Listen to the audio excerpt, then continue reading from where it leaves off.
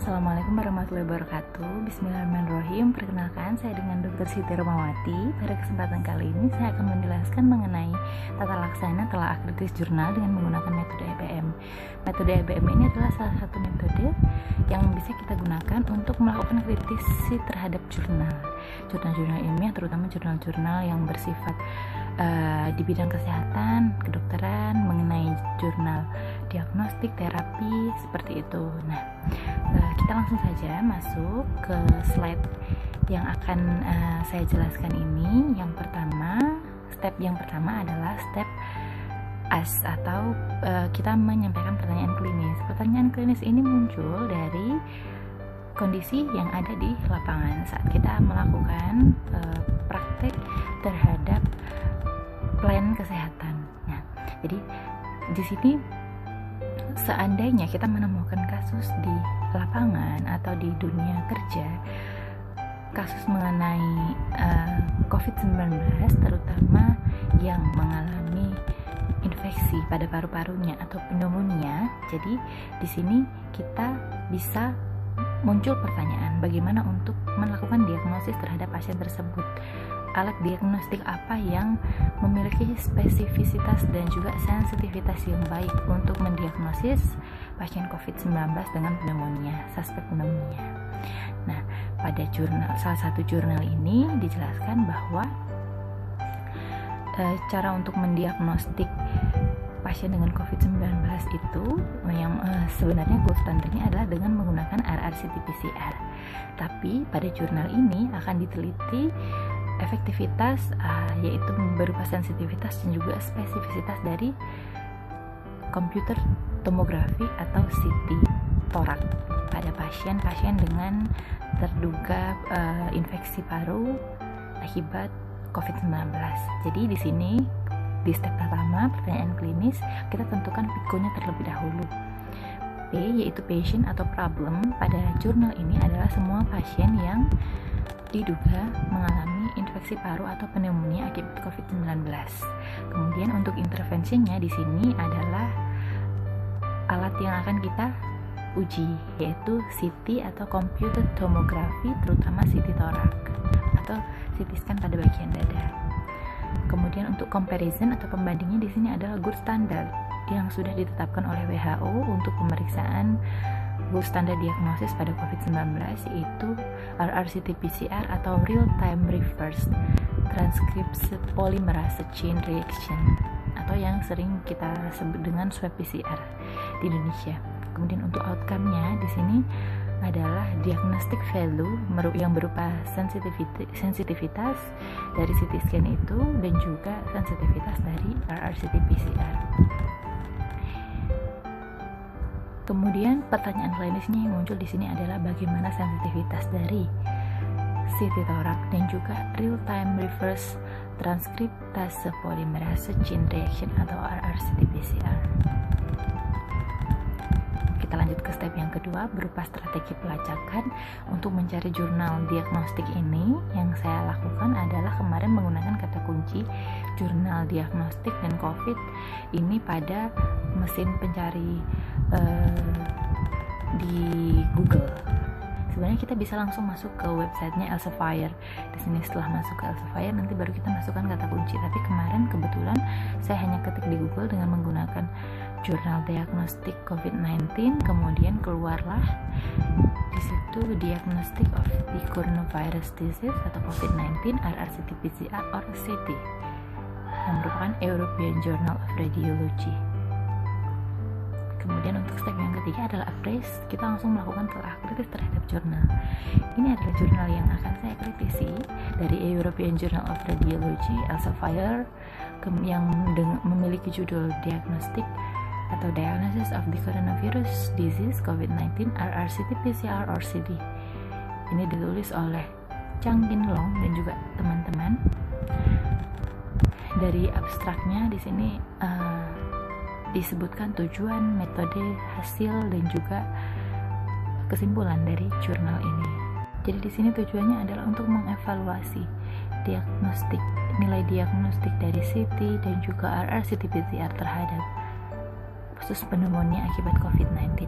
Metode yang digunakan di sini adalah menggunakan metode retrospective study yang melibatkan semua pasien dengan pneumonia akibat COVID-19 yang mereka itu dinilai dengan dua pemeriksaan, yaitu pemeriksaan CT thorax dan juga RCT PCR pada awal mereka dirawat atau mendapatkan perawatan pada saat memang muncul keluhan atau sakit COVID-19 tersebut. Di sini sensitivitas dari kedua alat tersebut dibandingkan.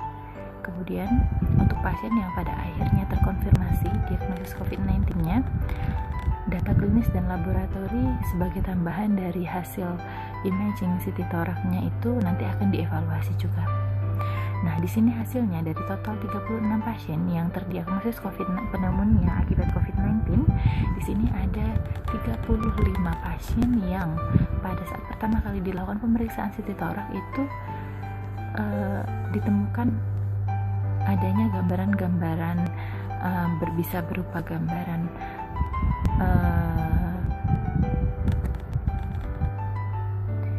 jadi ditemukan gambaran-gambaran infeksi paru pada bagian-bagian lobus paru kanan ataupun kirinya. Nah, di sini sementara yang satu pasien itu masih normal hasil pemeriksaan CT thorax-nya.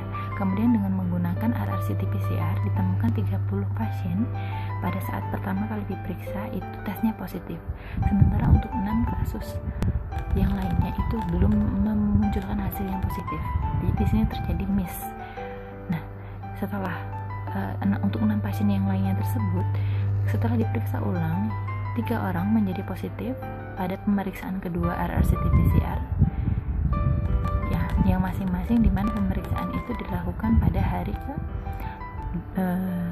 setelah 2 hari. Kemudian pasien yang 3 orang tadi menjadi positif pada pemeriksaan kedua itu yang pertama pada hari kedua, kemudian yang satunya lagi pada hari kedua setelah 2 hari pemeriksaan, kemudian yang satunya lagi setelah 3 hari pemeriksaan. Dan 3 orang yang lainnya itu menjadi positif hanya pada hasil pemeriksaan ketiga dari PCR-nya, yaitu setelah 5 hari setelah pemeriksaan awal, 6 hari setelah pemeriksaan awal, dan yang satunya lagi 8 hari setelah pemeriksaan awal. Pada akhirnya di sini sensitivitas dari CT scan itu adalah 97,2%. Sementara sensitivitas dari RRCT PCR itu hanya 83,3%. Jadi kesimpulannya di sini karena WHO menetapkan RRCT PCR sebagai gold standar diagnosis untuk COVID-19, sementara kita di sini dalam jurnal ini kita temukan bahwa sensitivitas dari alat tersebut lebih tinggi pada CT thorax. Jadi di sini kesimpulannya adalah RRCT PCR itu bisa menghasilkan false negatif. Jadi di sini peneliti menyarankan bahwa pasien dengan hasil CT thorax yang memang dia itu tipikal untuk imaging yang muncul pada infeksi akibat COVID-19 pada paru, di sini untuk mereka tersebut tetap harus dilakukan isolasi walaupun RRCT PCR awalnya adalah negatif, dan RRCT PCR-nya harus diulang untuk mencegah misdiagnostik. Jadi untuk menelaah dari laporan uji diagnostik seperti pada jurnal tersebut, yang harus kita lakukan adalah menjawab pertanyaan-pertanyaan, bisa berupa jawaban ya, tidak, atau tidak tahu dengan alasan keterangan seperti itu. Untuk menguji yang pertama adalah validitas, kemudian yang kedua kepentingan hasil atau important, dan yang ketiga applicability-nya.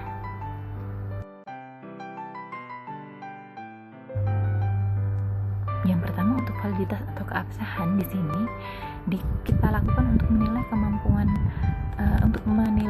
untuk menunjukkan dengan benar keakuratan dari individu mana yang menderita sakit dan mana yang tidak. Jadi validitas ini dicerminkan dengan sensitivitas dan spesifisitas. Kita bisa mengisi tabel ini untuk menilai validitas.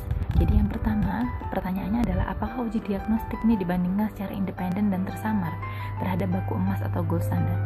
Yang terjadi adalah memang digunakan baku emas atau gold standard, tapi pengujiannya di sini tidak dilakukan secara independen dan juga tidak blinded atau tidak tersamar.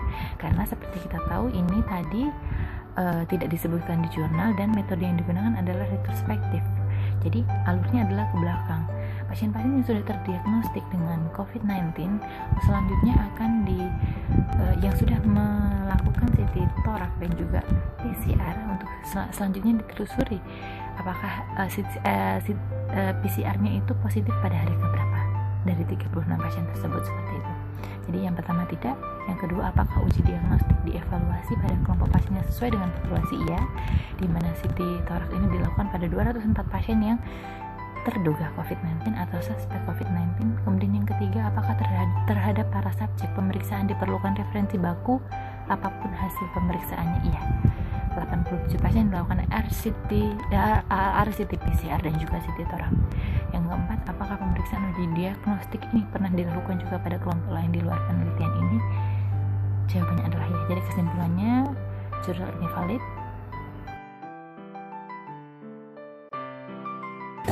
Poin penilaian hasil di sini kita akan melakukan perhitungan pada beberapa indikator dengan sebelumnya kita membuat terlebih dahulu tabel 2x2. Ini adalah tabel 2x2-nya ya, tabel 2x2-nya.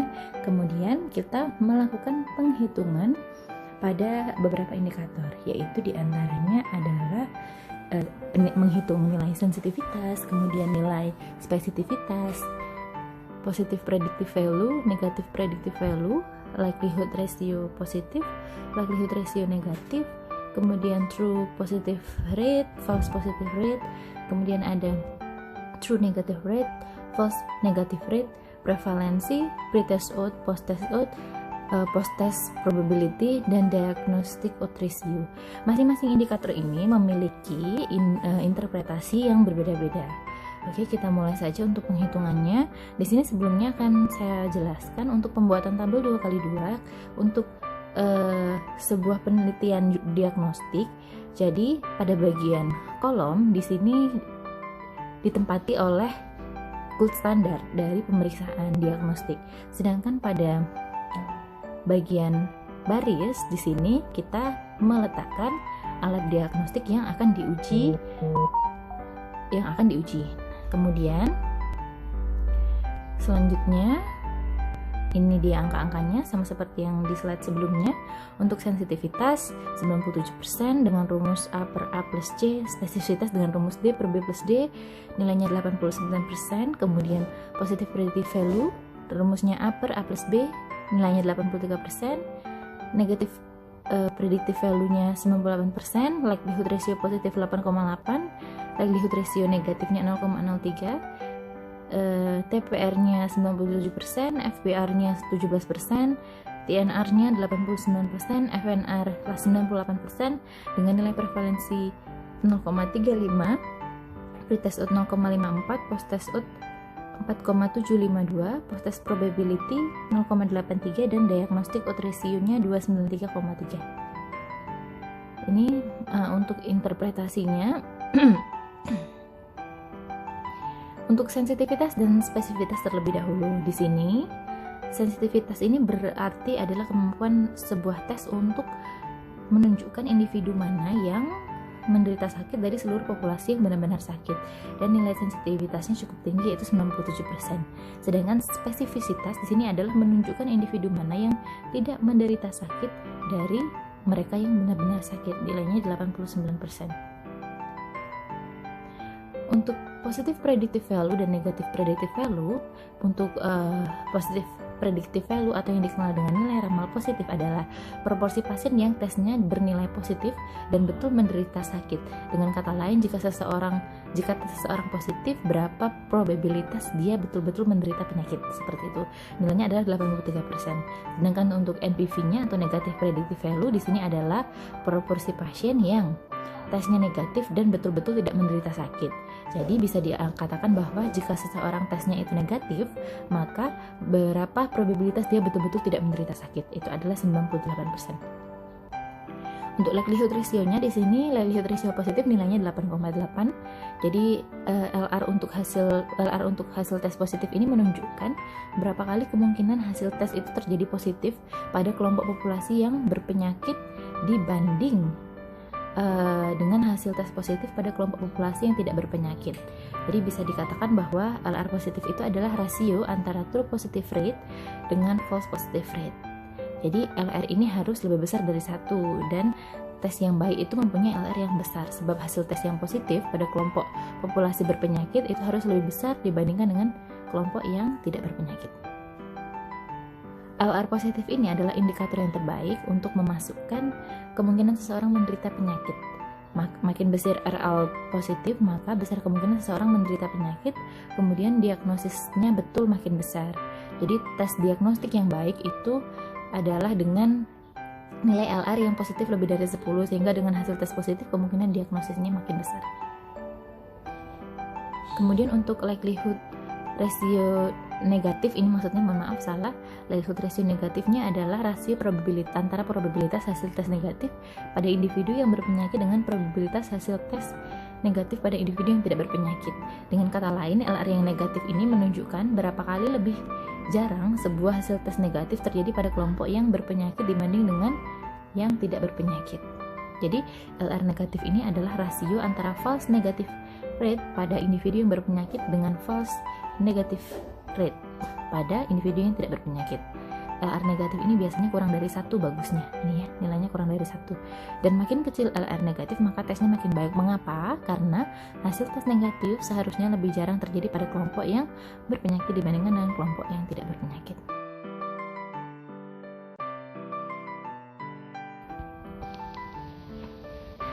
Kemudian yang terakhir kita akan menilai applicability dari hasil penelitian jurnal ini.